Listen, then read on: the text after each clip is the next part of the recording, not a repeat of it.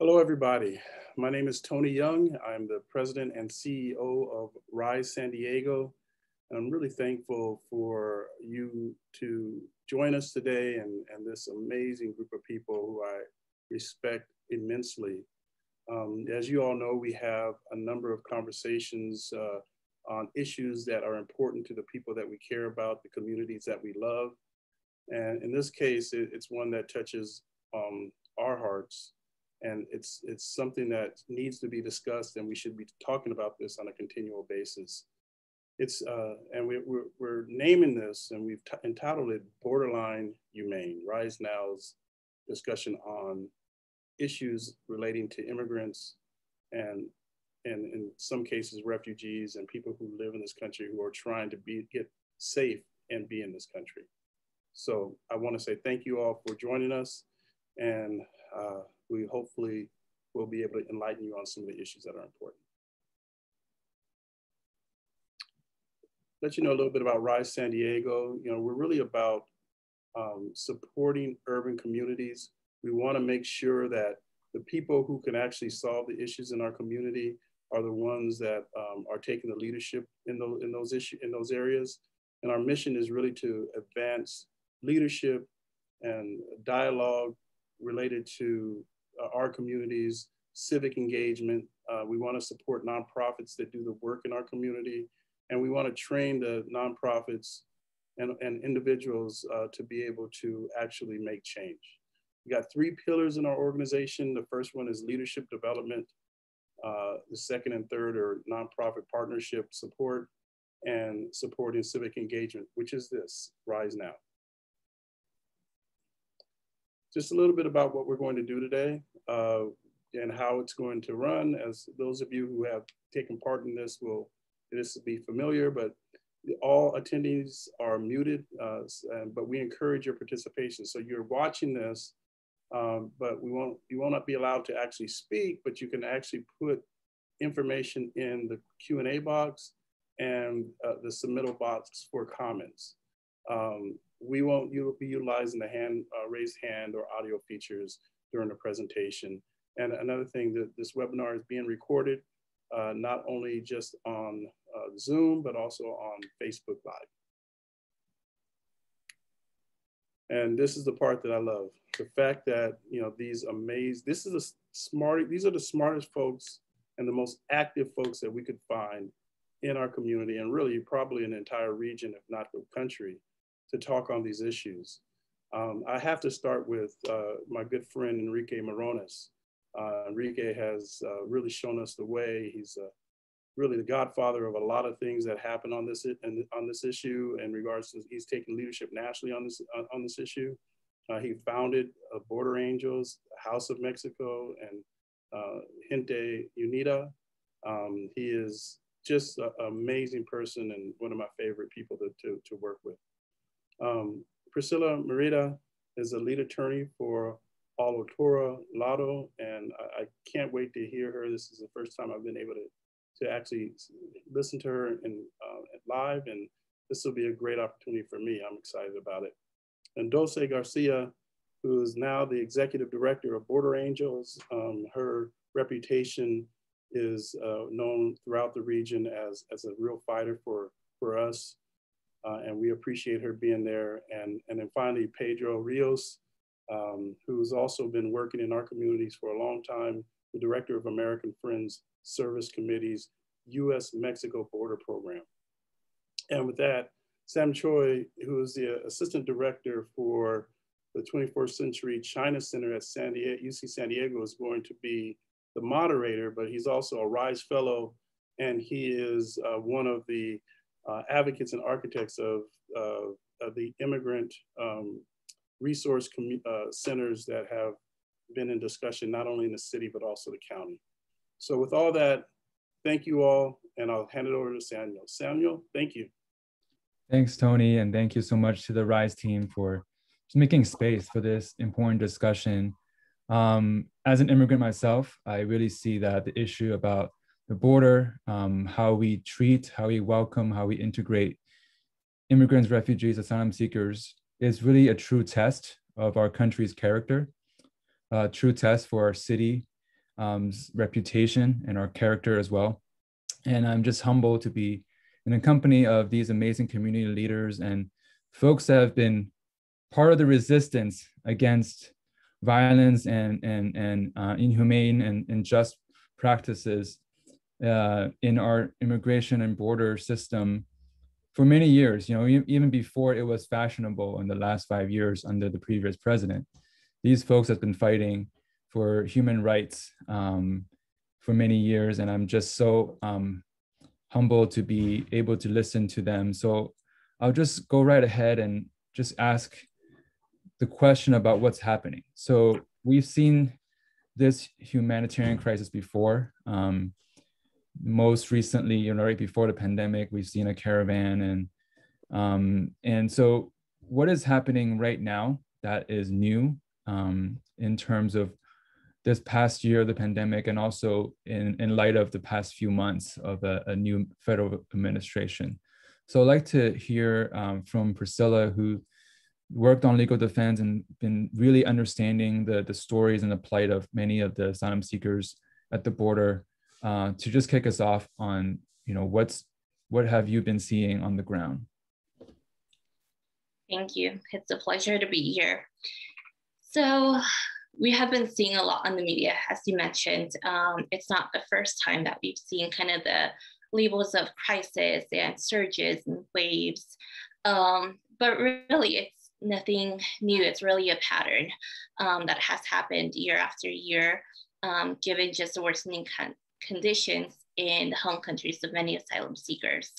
What we're seeing right now is a culmination of different factors, including in March 2020, a year ago, at the start of the pandemic, Title 42 was implemented by the prior administration, which basically closed the border off to asylum seekers. We had, as a result of that, many immigrants who were fleeing their home countries started to keep making the trajectory to the US to ask for asylum, to knock on the door, and all of a sudden we're turned away under the guise of it being a public health concern. But really we saw it be weaponized as a tool to continue to expel refugees and just close the border on them. Recently also, we have seen the end of MPP, the Migrant Protection Protocol program, or the Remain in Mexico policy, in which in January 2019, it was implemented, and for the first time forced people to remain in Mexico while awaiting for their day in court. That has caused a lot of individuals to also remain in Mexico in dangerous conditions, and recently that has ended, and there has been a phase out of that program to start processing individuals in.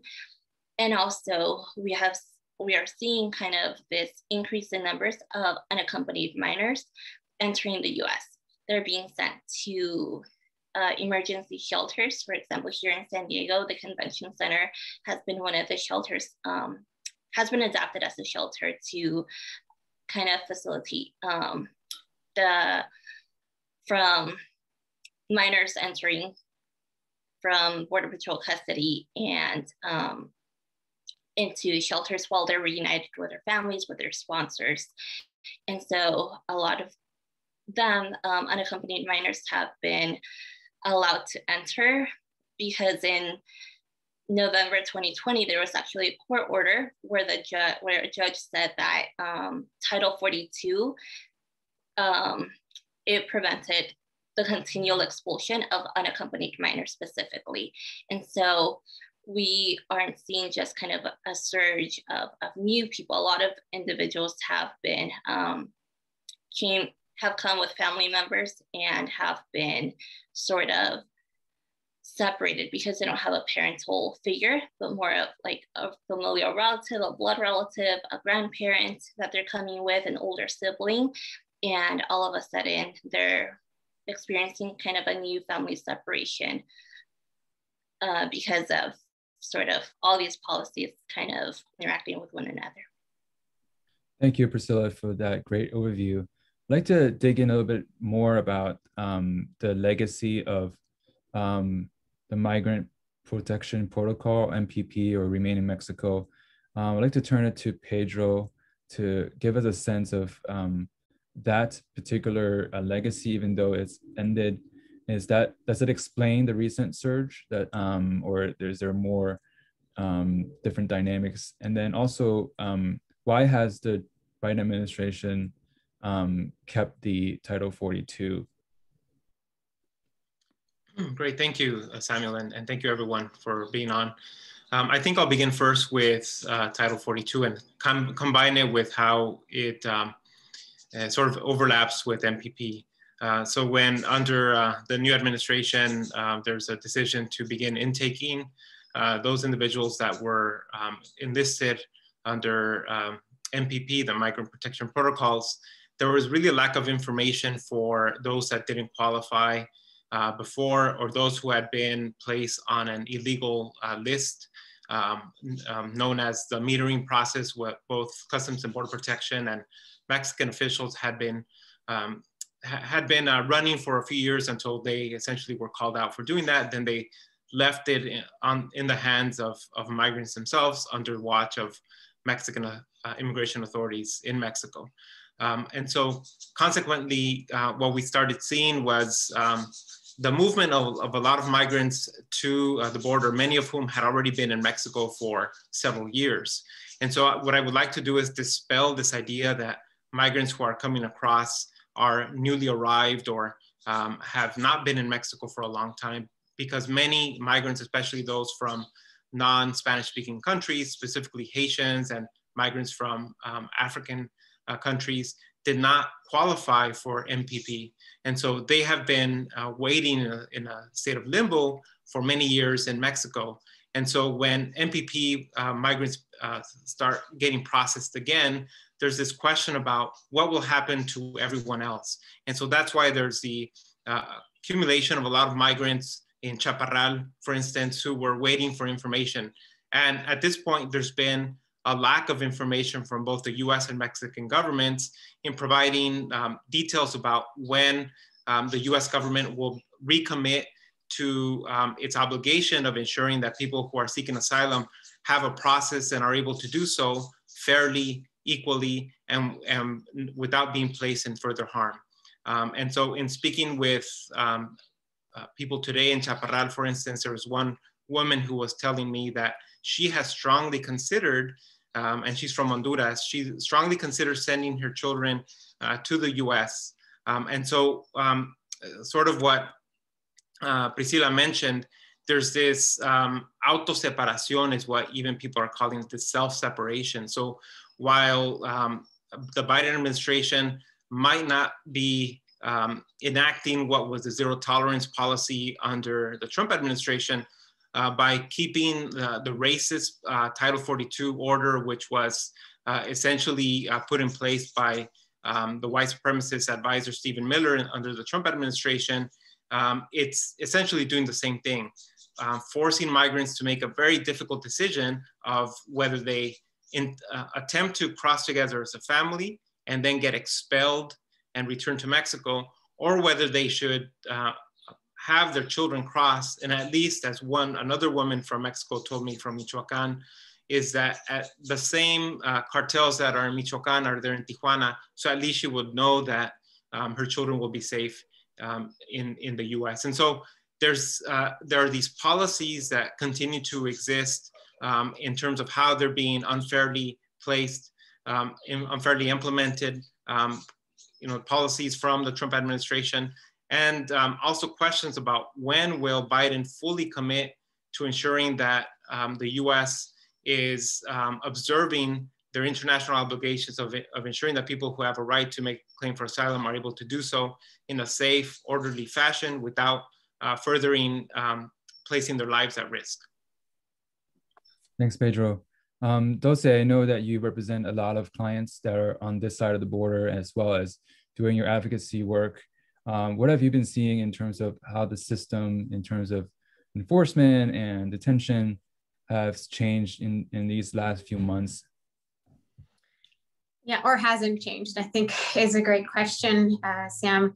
I want to echo everything that my colleagues have said here, what Priscilla and Pedro highlighted about the policies that are still in place right now under the Biden administration. Title 42, for example, started March 2020 under the Trump administration, is still being enforced today. And a lot of the heartache and pain that we are seeing on the ground is a direct result of those policies still in place. As far as bond, Border Angels began a bond program, an immigration bond program last year. We bonded the first person in January, right before the pandemic.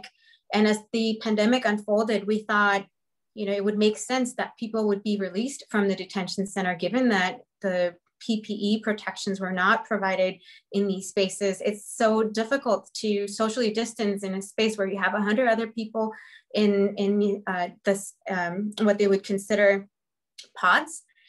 And sleeping aid in a cell, right? And so we saw, unfortunately, the first death of COVID-related in Ill-Time Mesa Detention Center. And when that was unfolding, we were literally at the offices of ICRO office trying to get people out. And instead they were being quarantined, even when they weren't showing any signs of COVID-19, exposing them to then getting COVID-19. And so we would get these calls from folks inside of the detention center, afraid of being harassed, even by the officers in this detention facility. Some from our LGBTQ community. I remember particularly getting a call from a trans woman in this detention center, afraid of the harassment inside and of dying from COVID-19 in that space. And unfortunately, fast forward to today, this is still happening. The Biden administration has not released at any given time. There are over 15,000 people sleeping in these facilities that are run by private corporations, making money off every single person that is in there because they get paid per bed. And so at the expense of the suffering of all of the migrants that are in these spaces, we see that there is an incentive to keep people incarcerated for merely migrating. And most of the folks that we placed bonds for, we placed 69 bonds in the first year, last year. 69 bonds, mostly were for asylum seekers. Over 65 of them were seeking asylum. We had people that were here with visibly signs of torture.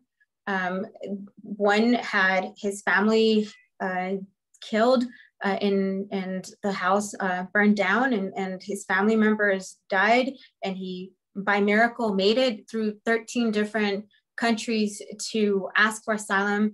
And instead of us welcoming this person with dignity and respect, we put him in the detention center and asked for thousands of dollars for his release. And like that, we've seen so many cases of people that have gone through so much and asked for our support. And instead, we have welcomed them by putting them in these spaces and exposing them to COVID-19, asking for thousands of dollars that they don't have. They're fleeing from their country from violence or something horrible. And we're asking them sometimes $20,000, $30,000. We saw an increase in the amounts that the ICE officers were asking for, very arbitrarily, and even higher for folks that were coming from African countries, folks from Black migrants, specifically folks from Nigeria, from Cameroon, from all of these countries that we know are fleeing for something horrible. And we were asking for 10,000, 20,000. It wasn't a shock to us to get a bond for 60,000 even. So it's really painful to see that this is still ongoing today. The Trump administration did nothing to alleviate the pain, and the Biden administration has been really slow in responding as well. Echoing what my colleagues were saying, in the shelters that we support in Tijuana, we are supporting 17 shelters right now. We see the consequences of these policies that are still in place, where folks are having to choose whether to send their teenage son across the border alone, or attempting to cross through the desert or mountains. We see people dying constantly. In the fiscal year 2019, Border Patrol recorded 300 deaths in our border on this side of the US. This is an official number by Border Patrol. It's an increase from 2018, from 283. On the Mexican side, we don't have the numbers because it's estimated to be a lot higher than that. And it's really difficult to keep track of all of the disappearances that are related to migration in the Mexican side of the border. You know, we have our water drop program to try to prevent these deaths, but it's not enough. We do as much as we can, and we just can't save them all. So we've had to support families with paying for funeral expenses, unfortunately, when folks perish in their attempt to cross through the desert.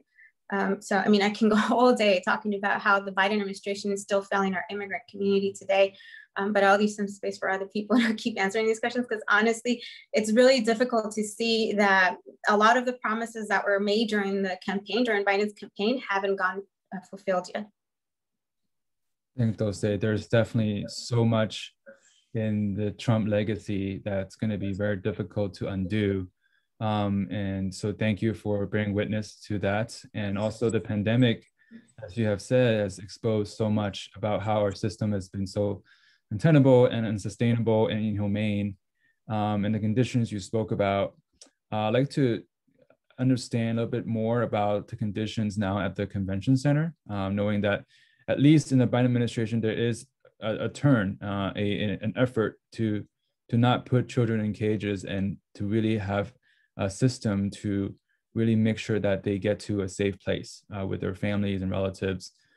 So right now, as many of us know, we have almost 2,000 children staying in San Diego. So I'd like to hear from Enrique. I know he's been working really hard on the ground to serve these children, and what's happening right now in terms of conditions. What are San Diego's elected officials and other government leaders doing, and how is the nonprofit sector responding to the needs of these children? Well, thank you, Samuel. So the first thing I think we need to remember is that these children have no fault at all in what has taken place. And we cannot even fathom what the trauma has been in their lives. It's just been such an unbelievable situation. Just yesterday, we were at a cemetery that we go to occasionally, where there's 500 unidentified migrants buried, including children. Not far from there is the accident site where 13 migrants were killed, including minors in Hopeville. And as we were coming back, there was a man that was reported missing in the very desert that we were crossing. And he made that decision that he couldn't wait anymore. He jumped over the wall and he's lost. So we're working with organizations that cater to search and rescue, in this case, search and recover. And we're telling the people, do not cross. It's very, very dangerous. We've all seen the videos of the little boy that was abandoned, saying that he was left behind, the children being thrown over the wall. Fortunately, they haven't died that we know of, because we're talking about the children that we've seen. So inside the convention center, we were there when they first arrived, that Saturday night at 10:30 when that first bus arrived. And it was just heartbreaking to see all those young ladies, because the first group was girls from 13 to 17 years old. Some of them don't speak Spanish. They speak their native indigenous language. And we've been going there just about every day to bring donations. We have Operation Teddy Bear. Gente Unida has dance sessions inside the convention center in a program that we also do at the shelters in Tijuana. And like I've said for a long time, a society is judged on how we treat our children. So regardless of what side of the aisle you're on, how you feel about these issues, these children, we all need to show them love and care. And when somebody says, because somebody said, Ari Hornavar, who's the vice president for Gente Unida, she wrote an article that came out of Newsweek saying, I was an unaccompanied child. She came from Iran here to San Diego, and she was barely a teenager, and she knows what it's like to be here without her parents. And now she leads these dance sessions inside the convention center, where we'll be tomorrow. And we're there almost every day. And it's just unbelievable to me that people do not realize that we need to show these children love. As you know, I speak all over the place, and we've never stopped going to the shelters. We work with all the shelters, not only in Tijuana, but Mexicali. We're also partners with one in Guadalajara and one in Chiapas on the southern border. And one of the things that struck me recently was I was speaking to a group of our friends from the Jewish community, and I was at a synagogue. And somebody came to me and said, how is it possible, because she had just seen me on some show, how is it possible that the parents are turning their children over to people they don't know? You know, because they're called unaccompanied minors, but they're actually accompanied by non-relatives. And I couldn't believe she was telling me this. And I said, well, ma'am, you know the story of Moses better than I do. Moses was placed in a basket by his mother. So hopefully he would flow down the river and find life. And we all know how that turned out. But he could have easily drowned, been picked up by the wrong people. So these people are so desperate, whether it's Ari's parents, which sent her from Iran, or with Moses's mom, they're giving these children a chance to live. Not necessarily a better life, just a chance to live. And one of the differences in our situation on the US-Mexican border, where there's been more deaths in other parts of the world, but they're never reported. People seem not to care. Last year, when they had the more than 300 deaths of people crossing the US-Mexican border, many of them not from Mexico, people crossing from the Middle East and Africa to Europe, you can lose 300 people in one day. It's estimated that there was 8,500 deaths last year crossing from Northern Africa and the Middle East to Europe. We all remember the image of the little boy in the t-shirt from Syria, dead on the shores of Spain. We also remember the image of the little girl with her arm around her father that drowned on the Rio Bravo, of the mom crying whose baby slipped out of her arms while the unethical smuggler abandoned her. So we need to have compassion, show compassion, be honest about our work, about the reason that we do the work. We have 24/7 presence at Chaparral with one of our board members. We're inside the shelter at the convention center. And we know that most people want to do the right thing. The phone calls that we get, we want to help, we want to participate. That's very encouraging. I am optimistic of the President Biden-Harris administration. I know they've made a lot of promises. Everybody always makes a lot of promises. And it's not so easy to get them done, but I'm encouraged. Changing the language. You know, you can't say illegal immigrant anymore and things like that. Hate words lead to hate actions, but love is contagious. And we need to show love because love has no borders, like I've always said. And by showing love, it's by acting on it. So I'm encouraged. I'm encouraged by San Diego, by the elected officials, by Mayor Todd Gloria. I'm in constant touch with him, with Supervisor Nora Vargas, and others that we've been working very closely with the programs that we have inside the convention center and what we're doing in Mexico as well.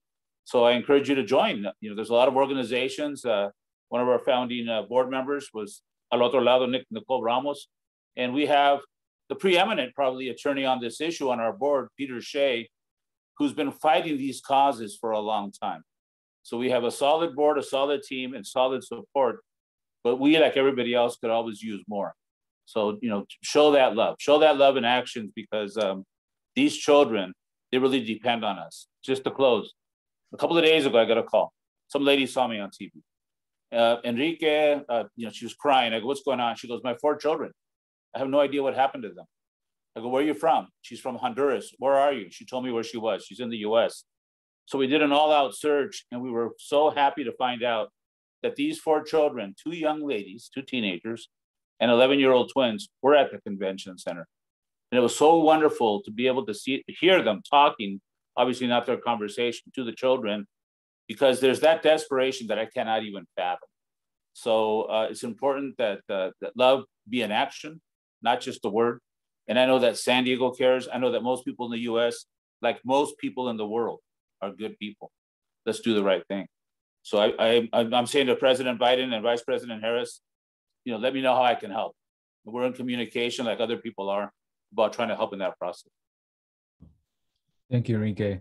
In the spirit of, you know, love without borders and the stories that you showed, you talked about, you know, this is a global phenomenon, as you mentioned, and, you know, we are experiencing a particular wave from Central America, but even as Pedro said and Dose described, even within that group, there are folks from all over Latin America, Africa, even some parts of Asia.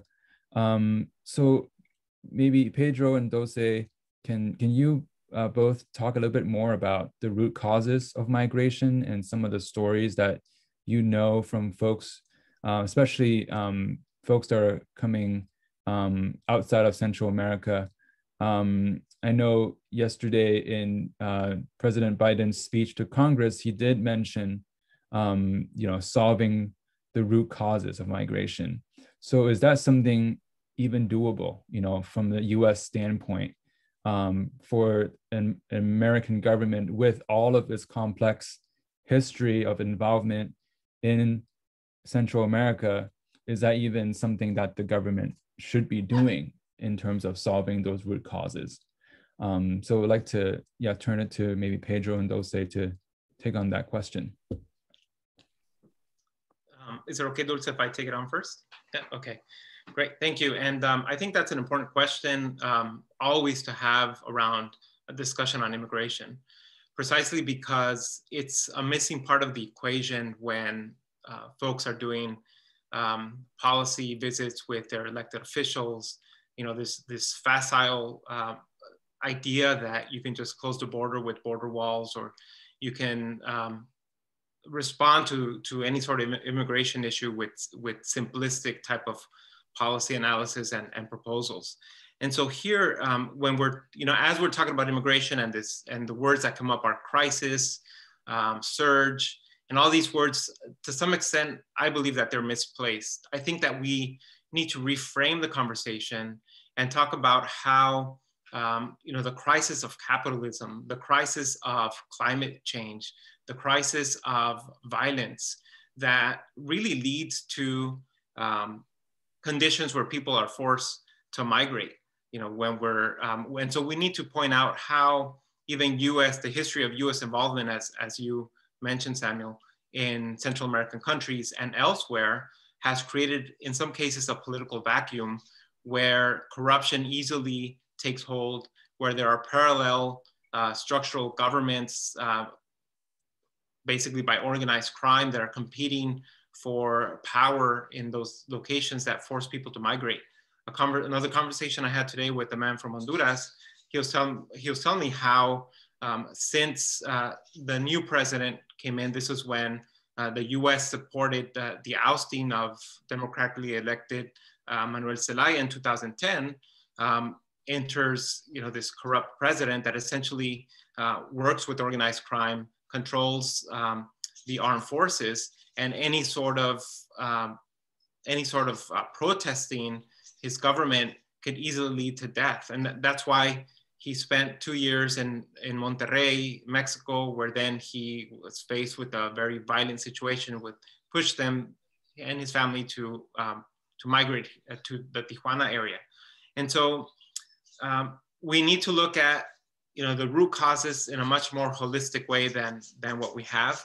But it can't simply be the US government giving other governments money the way it has in the past, or suggesting that unaccompanied minors can make a claim for asylum in their home countries as though that home country is a safe place for them to do so. The other factor that I think gets less talked about is how climate change has a real impact around migration. So in the past, when we talked about root causes, we would talk about the US's pushing for neoliberal economic policy, such as what was NAFTA with Mexico and Canada, and then CAFTA with Central American countries. But along with that, as I mentioned, the violence that the US exported through deportations in the early 90s that created these parallel corrupt governments in Central American countries and elsewhere, but also now the issue of climate change and how many indigenous people in Guatemala aren't able to grow the crops that they have. And so they have to compete with crops that are being brought in from other places. And so all this combined creates conditions where people have no other choice but to make multiple migrations, whether it's migrating from a rural community to an urban center, and then from that urban center migrating to another country, and then from that other country through Mexico to the US border, and sometimes ending up working in a maquiladora or making the decision to cross into the US. Not to mention cases like Haitian migrants who migrated through 10, 12 countries to come to the US after some natural disasters that forced them to move out, and having a government that is inoperable and doesn't look to care for its people. So all of these combined together create conditions where people are migrating on a regular basis. And sure, there is a circular migration that used to happen, and some of that still exists. The migration of patterns where people follow the crops, but violence doesn't have a season.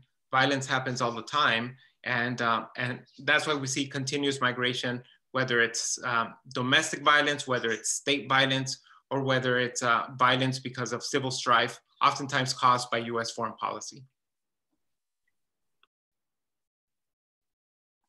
Thank you, Pedro. I think that's a very complete answer. The only thing I would be adding on to it is the idea of the war on drugs. It's failed. I am currently here in Tijuana right now, and there's a homicide about every 4 hours on average, where there's over 600 homicides just this year alone in the last few months. And it's easy to say, well, it's Mexico's problem, but in reality, the US has to take responsibility, right? It's a simple demand supply economics model where if the US keeps asking for drugs from these other countries, there's always going to be a supply. Here in Tijuana, we definitely have a problem of corruption and all of the violence here with cartels and gangs. It's a result of what Pedro was talking about. And I do think that there is a solution, but from the stories that we keep hearing every single day at the encampment and in these 17 shelters, it's people fleeing from violence in their home countries. A lot of it as a direct result of the policies that Pedro was highlighting. So there is a remedy to it. I think going to what Pedro was saying about a holistic response, that can also be done in the US instead of focusing resources into incarcerating and fighting this ridiculous failed war on drugs, perhaps doing more rehab centers and other things that can be addressed in the US side of the border. So there is a less demand for drugs to come across the border. It's easy to, as Pedro said, to say, let's put up a wall and block people from coming into the US when we know the drugs are coming in through the ports of entry. We know there's corruption within the Border Patrol, CBP, and other DHS agencies. Corruption is a big thing in the US, right? But the US won't admit to it. There's no accountability, no oversight, and that's what we've been screaming at for a long time, to put these procedures, protocols in place to keep in line our own officers at the port of entry where the drugs are actually coming from. Thanks, Pedro and Dulce. Both of you really illustrated the fact that, this pandemic is not only upending our lives, but it's really exposing the crises that are actually the long-term crises that we're all fighting, climate change, violence, racism. So as we understand that, the root causes of why people move here are also intimately connected to our actions or inactions and our policies in America, I'd like to close out our kind of panel discussion here by asking each of you, what can we do as community members to better welcome, to better understand the plight of immigrants and other migrants, and then ultimately to create a more welcoming society so that they could flourish here. And then if they want to return, if they want to live their life back in the homeland, to have that freedom to do so. What can we do as community members in a very practical, tangible way? Enrique already alluded to some of the things that we can be doing right now for the children. And then secondly, if you can recommend one policy solution, either on the local level or the federal level. I know we already mentioned some of the ways that the Biden administration has been slow in responding. But we know there's a couple of bills, you know, in discussion. There is a comprehensive U.S. Citizenship Act that was described last night at the speech. And there's one that's moving further along. That's a version of the DREAM Act. And there's a handful of other ones around farm workers and legal defense. So can each of you also kind of describe what are the other parts of the immigration system, especially around dreamers, especially around employment? Pedro, you mentioned capitalism. A lot of our migration is driven by our market and the needs of the market. What are some of the ways that we can better orient and design a market that both make us as American economy more competitive, but also more humane in terms of how we employ people here and outside of our borders? So to summarize my question, what's one thing that you would recommend for community members to do on a tangible way, and what's one policy solution that you would like to uplift? So I guess I'd like to start with Priscilla. Yeah, so I think right now just the pressing issue would be resigning Title 42. It's totally doable, and just restoring asylum. That is essential in just providing access to individuals' internationally recognized right to seek asylum. And we have done a disservice to our siblings across the world by denying them that right. And even with that, just supporting organizations, becoming informed, doing your research that are providing on-the-ground services. Even al otro lado, we cannot do the work we do without our volunteers. It's so essential to get involved. And even, I think even as there's talks about reform happening, it's so important to really even inviting everyone to reimagining our immigration system in its entirety, to dream bigger than merely settling for bits and pieces that would leave behind so many migrants.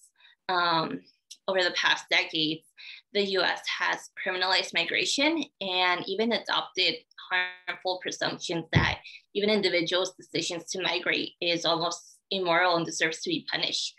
And I say this because we have seen it in the way that we characterize people as illegals, in the way that our government has ripped children apart from their parents' arms to deter others from coming to seek asylum, and the way that we police migrants and lock them up in detention centers that are identical to prisons, and then profit off of Black and brown bodies, and how we deny people the right to work legally and contribute to just society. And so even realizing that these strategies in the past have become inhumane, racist, and don't work, but instead just continuously inflict trauma on migrants.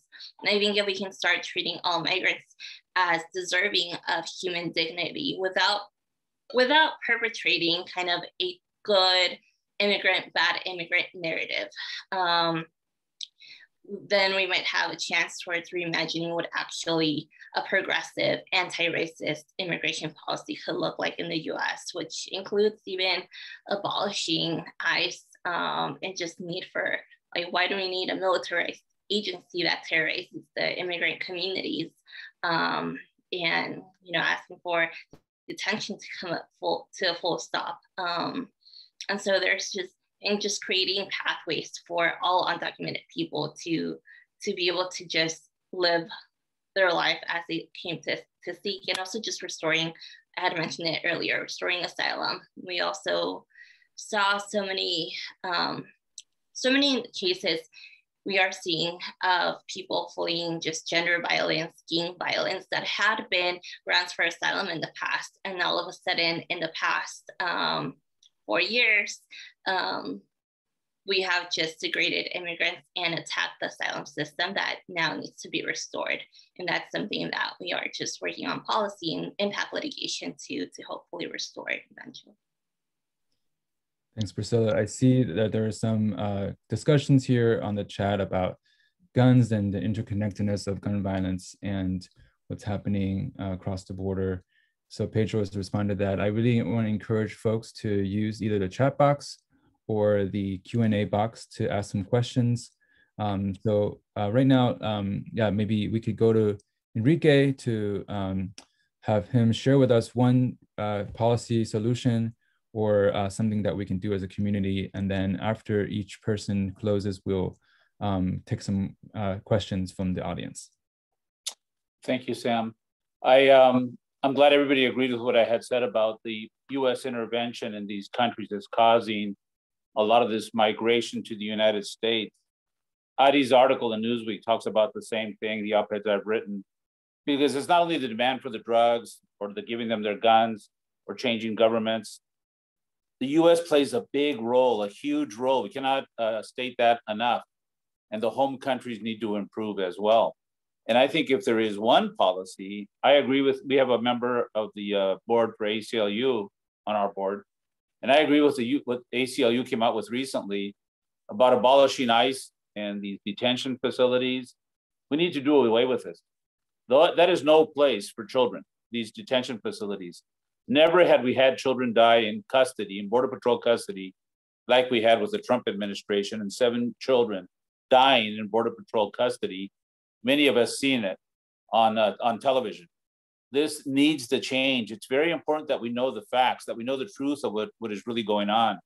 I've been privileged to go to many of these countries and to see the situation. And it's a desperate situation. And whether it's the environment or the hunger, the US plays a big role. There is no country in the world that is more corrupt than the United States. I remember having a big argument with somebody when I was crossing the border, a CBP guy. How can you say that? And I go, well, I'm very proud to be 100% Mexican. I'm Mexican, and we have corruption. But when we have corruption, it affects Mexico. When you have corruption, USA, it affects the whole world, which is worse. You're interfering in the governments, placing presidents, taking presidents out, changing policies, murdering. George Bush murdered more than 1 million innocent Iraqis with false information. That causes people to flee. The US should be a more welcoming country, and it is not. It's not even in the top 20%. So I think the one thing that we could all do is learn the facts and not just listen to your side, Fox News or MSNBC. Listen to the people. When these delegations come, they rarely talk to the people. And it's important that we really hear the stories. In the almost 40 years that I've been doing my migrant work, and maybe 30 years putting water in the desert, not once have I ran into somebody that says, I want to be a US citizen. They're not coming to be US citizens. They're coming to live. I believe they should have residency and maybe eventually get citizenship.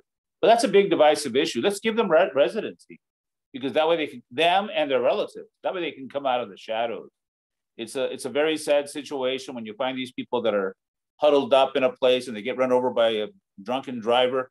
We need to treat these people as human beings. So find out the real facts of why people are leaving. Find out the real facts of when people are making these crazy statements, whether it's Steve Miller or other people that we're all familiar with, and treat these people as human beings. So let's abolish ICE. Let's abolish the detention facilities. And somebody asked on the chat if all the facilities are the same. No, they're not all the same. As far as the detention facilities, I've had a chance to visit just a couple, but I've heard about the other ones, some of the other ones. San Diego, what we're doing at the San Diego Convention Center, we as a big community, I think it's good. I think it's pretty good. It's not perfect, but they're doing a pretty good job. And we can improve on that.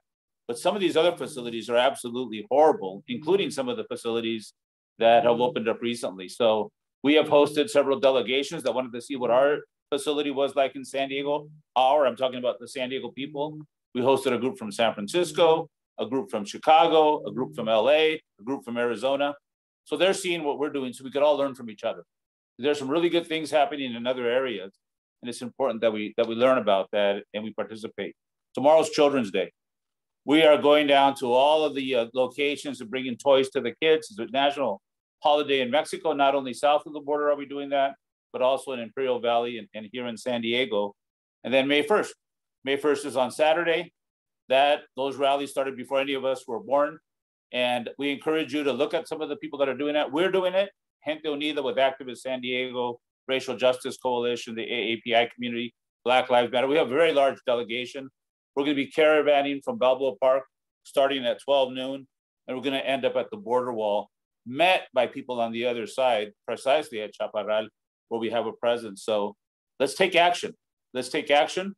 Let's participate. Let's contact our elected officials. Let's make sure that we vote. Those of us that can't vote, get other people to vote.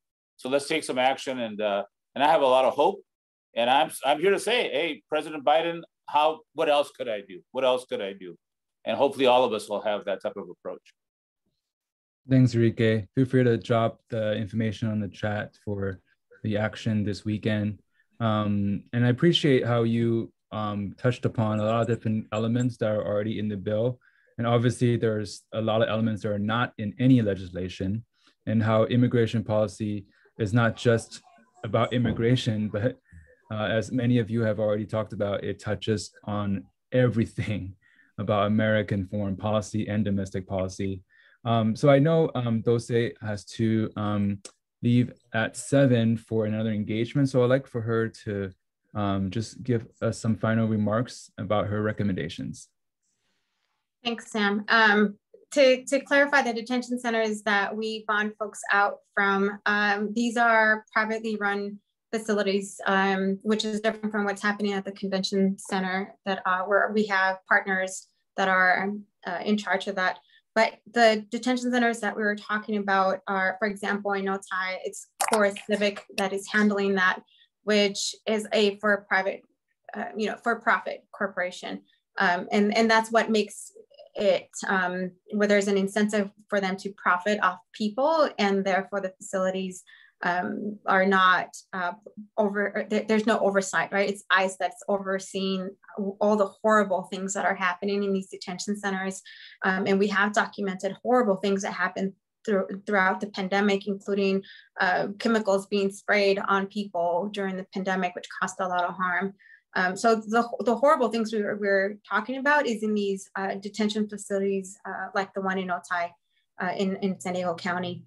To answer your question about really solving the immigration issue here in 30 seconds, I'm gonna try. I think it has, and we just submitted testimony in front of the US Congress yesterday at a hearing. I had the great pleasure as the chair of the San Diego Immigrant Rights Consortium and the executive director of Border Angels submitting this testimony in front of Congress. And our first recommendation was to move from this framework of border enforcement and instead using one of humanitarian principles, humanitarian aid at the border, rather than bringing in more militarization to the border, rather than continuing the construction of the wall that has resulted in deaths and all of the painful stories that we're hearing in these shelters.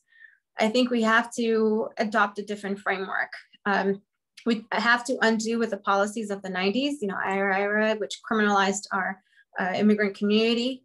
We have to stop the criminalization of humanitarian aid, of migration altogether, and adopt, we call it comprehensive immigration reform. It really has to reframe all of our immigration system. I do want to be a US citizen someday. No matter what I do, there's no path to citizenship for me.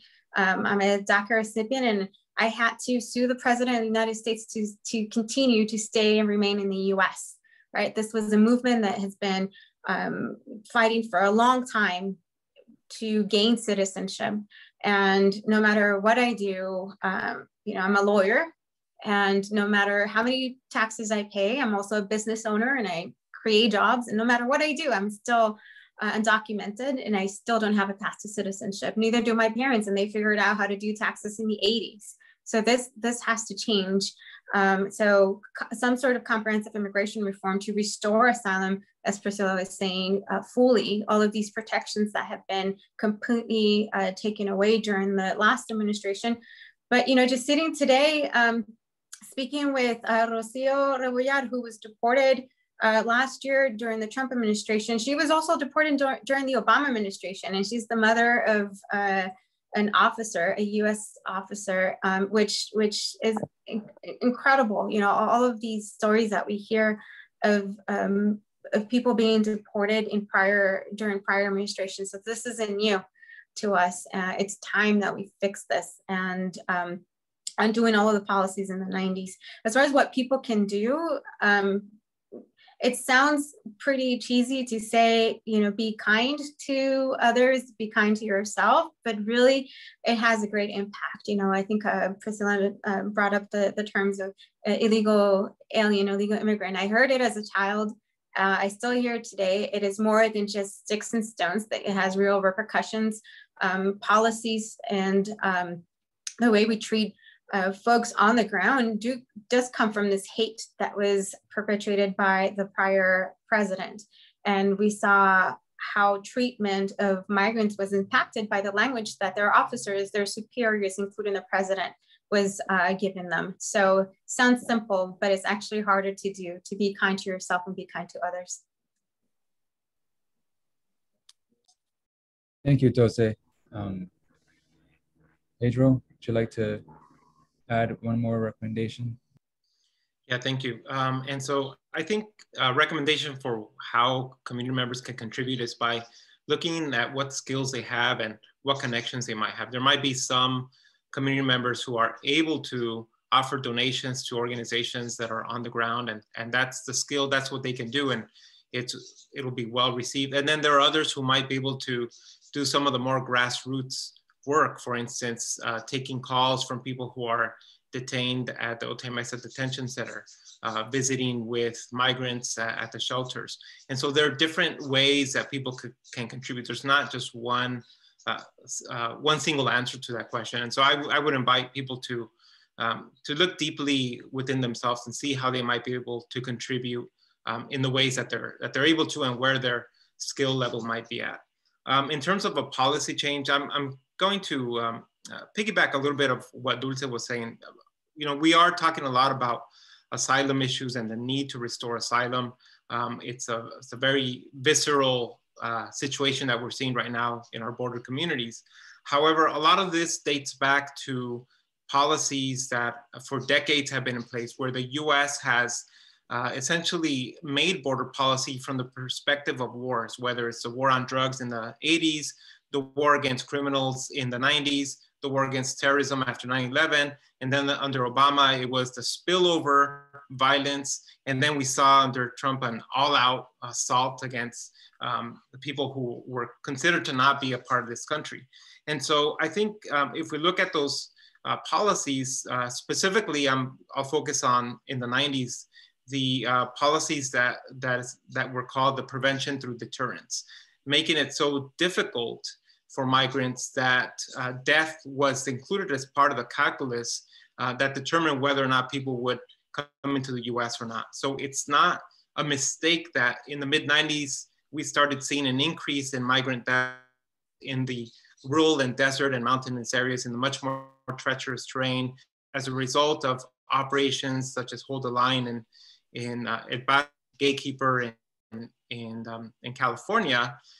Those policies weaponized nature, and nature then became part of the factor that was used to kill migrants in order to deter the possibility of them entering into the US. They called it territorial denial, having so many agents placed along the border areas where people would not be permitted to enter, and if they would enter, they would be faced with these horrendous, treacherous traveling conditions where death was a part of that calculus. Death was certain for many people.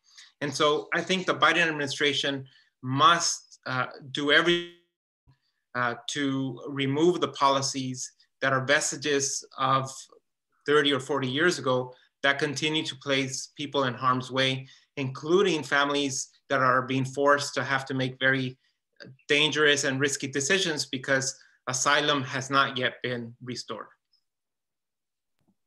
Thank you, Pedro. I have a couple of questions now. Tony, do you have anything you'd like to interject?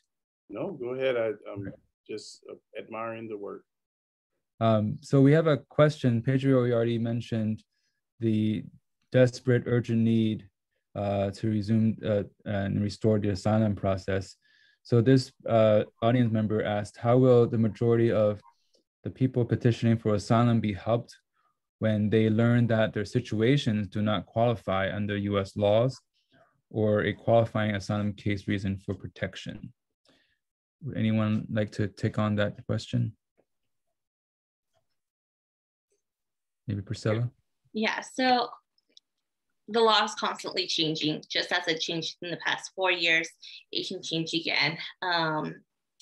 There's always, when an individual loses at the immigration court level, at the immigration judge, there's appealing to the Board of Immigration Appeals. And then there's also appealing to the circuit court. So there's always a fighting chance. And representation, legal counsel is always just vital. We see that individuals with representation are 10 times more likely to win their removal defense cases. And so even that, just, really supporting the work of nonprofits, of organizations that are providing legal services is essential in order to just provide the best legal representation, because it's all a fighting case. There's no time when I go into immigration court that I don't put on my whole battlefield outfit, because it's for our clients. And so long and as I mentioned, the laws are always changing.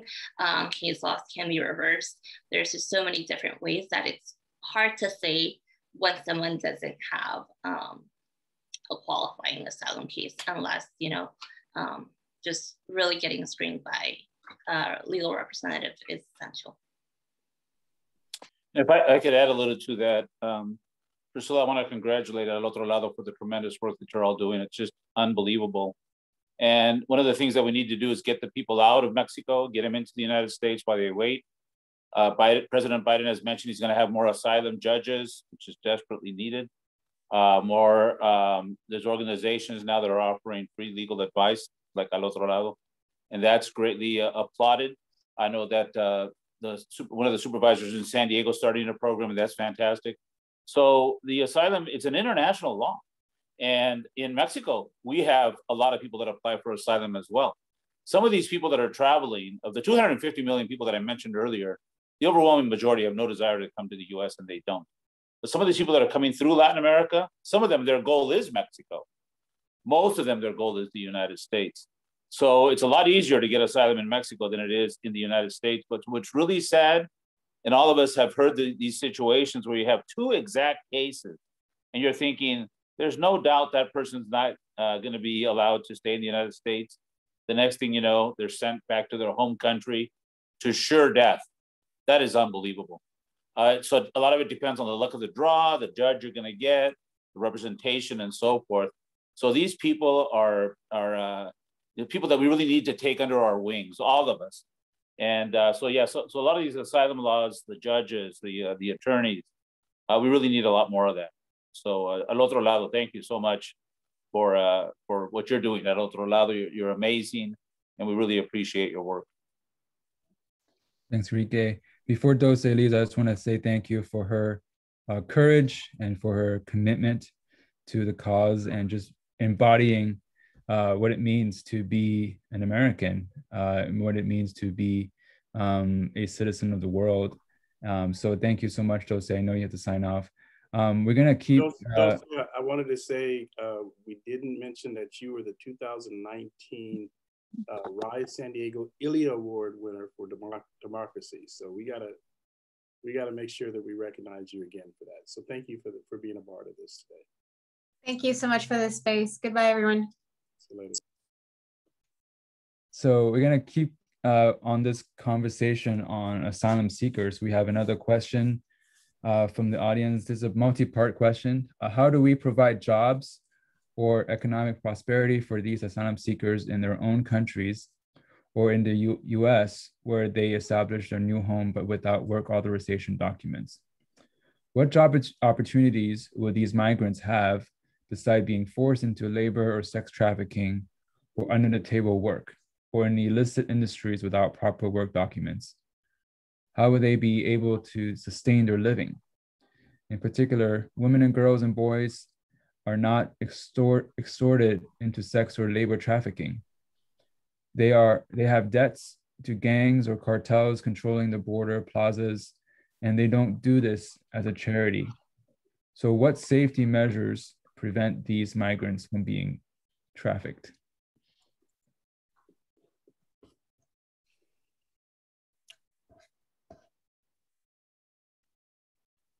Priscilla, have you worked on, I know you've worked on a variety of cases. Have you worked on trafficking cases? Maybe you can answer this question. Yeah, so for trafficking cases, there's always, there's a T visa for victims of human trafficking that our office has worked with. Also just in regards to working authorization documents. I mean, that's also something that I would say that we as country need to really work on, just providing employment authorization documents. Even in the past administration, there were just efforts to really restrict individuals being able to even just apply for employment authorization rules for asylum seekers. For example, it used to be that they could apply for an employment authorization document after having 180 days on the clock, meaning after they submit their asylum application, and that has even been evaporated and attacked. And so it's kind of like the two-part component.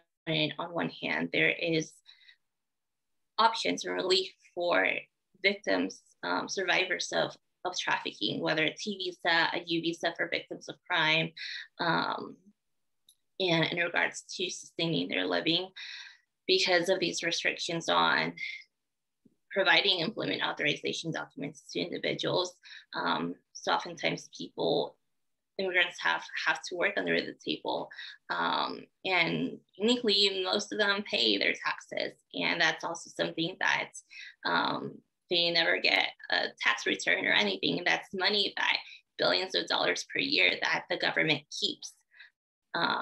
And so even that, they profit off of the work of just immigrants overall, which is frankly pretty gross, because we continue to profit off their works.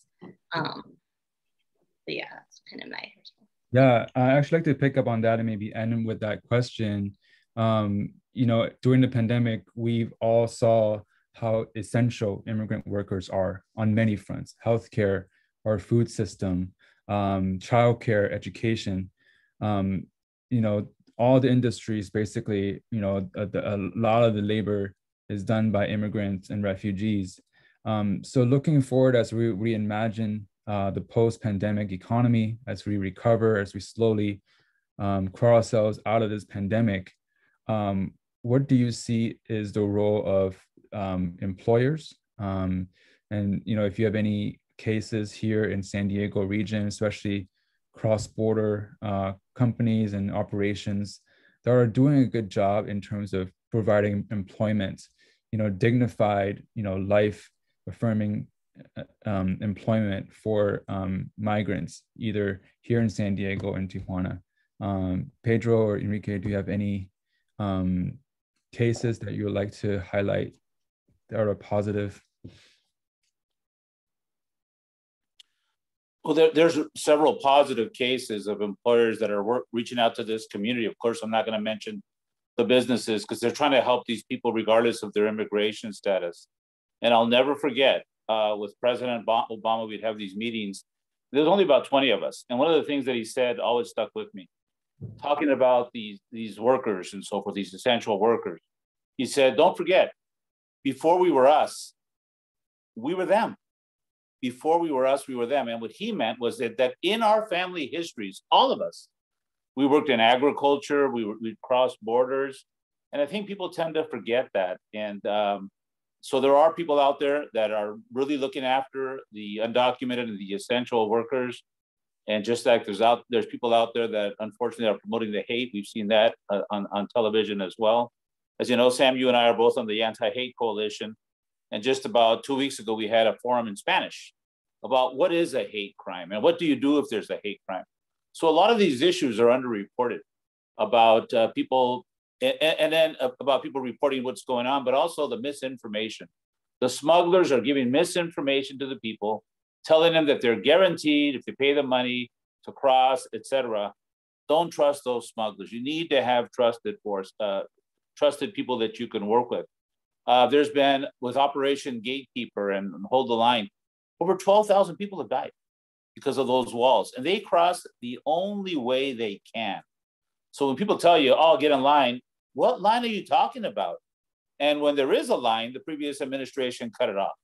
We had Border Patrol agents walking people back, tossing them back over to Mexico, totally illegal, tear gassing into Mexico. This is all documented. And until that blue line was recently broken with the Chauvin case, but will it stand? Will it really stand, or was it kind of an outlier? So we need to keep the pressure on. We need to keep the pressure on and really hold DHS accountable. We need to have humane facilities for these people and try to get them back to their families within the United States as soon as possible. There's no reason to hold them for 30 days or longer. And yes, there are lots of cases, both on the Mexican side, where they hire a lot of the people that come from other parts of the world to work there, and on the US side, where they're looking out for these frontline workers. And as you said, Sam, we're more grateful than ever with what happened with the pandemic, when we realized the important role of all of these people that sometimes we all take for granted. Thank you, Enrique. Pedro, would you like to have the last word? And then I'll turn it over to Tony. There's one question there, Samuel, that I think I'd like to just touch on, which is a question about NGOs providing a false narrative that everyone has a right to asylum. And so I just want to debunk that a little bit, if I could. So the fact is, the premise is that everyone does have the right to asylum. It's not our responsibility as NGOs to determine that, and so what's happening is that the US government at this point is preventing people from actually having the opportunity to present their case in order to verify whether or not their case is a valid asylum case. And so what I would like to kind of flip the script a little bit is on the false narrative is really coming from the state. In this case, when CBP, Customs and Border Protection, will engage in an operational exercise, meaning that they have dozens, sometimes hundreds of agents that would go and close off the San Ysidro Port of Entry in order to engage in a theatrical show of force in case there's a large incursion of migrants coming in. They do that for two reasons. And I call that collective punishment, which is outlawed under the United Nations Conventions, and so under the Geneva Conventions. And so the reasons why they do that is in order to signify that violence is a normal response to respond to people who are seeking asylum. And so it normalizes violence as a real, adequate, purposeful response. And then secondly, it shapes an anti-immigrant narrative, especially for border crossers. And so many people who are crossing the border will then say, we blame those migrants because now we have to wait more time as we're waiting to cross into the US through the car lanes or through the pedestrian lanes. So this notion of a false narrative is really being pushed forward by the state actors, including Border Patrol, who oftentimes will tell people who are being expelled that will meet with family members, not telling them that they're being sent to Mexico, or that they have an actual real social media campaign trying to disparage President Biden's campaign, and by using words such as surges and crisis and fomenting a false narrative about the actuality along border communities. So I just wanted to flip that term a little bit and kind of provide more of a broader perspective of what that means. Thank you, Pedro. With that note, thank you for each one of you for your work, your courage, your commitment to really redefine the narrative of immigration, migrants, and just a heartfelt thank you for all that you do. I'd like to turn it over to Tony to close us off for the evening. Well, that was an amazing conversation, and the ideas and thoughts and advocacy that I heard tonight was truly inspiring. You all are true heroes, and I was able to witness that today. And it made me think and wonder about these people who are far from their home, who maybe are not on this side of the border, and just looking for some way to have some, like I think Enrique said, safety in their lives. It made me wonder if do they actually know there are people out there like you who are over here advocating and articulating and working on this side in such a way to get to make them safe or help them be safe and to support them. And I'm not sure. I don't even know if they could even imagine some of them, the dire situations that they're in. They couldn't even bring themselves to even understand or think about what we're doing here tonight. But it's important. And I want you all to know that RISE will be here to let people know that there are people like you, and give you all a platform to reach the people that are affiliated with us. I want you to know that's what we will do. This is not the final conversation on this. So thank you for what you all have done, what you do, and you have inspired, and you have articulated something that unfortunately the media that doesn't really touch on. So thank you. And Samuel, I know this is a part of that you have dedicated your life to this also. And we are very lucky to have you here in San Diego, that you have decided to put this as a part of your life's journey. And we appreciate you, and did a wonderful job moderating too. So again, thank you all. I appreciate you. Enrique, you know what we got to do in the next month. We already talked about what we're going to do, right? Absolutely. Yeah. You're buying. I'm buying the first beer for sure.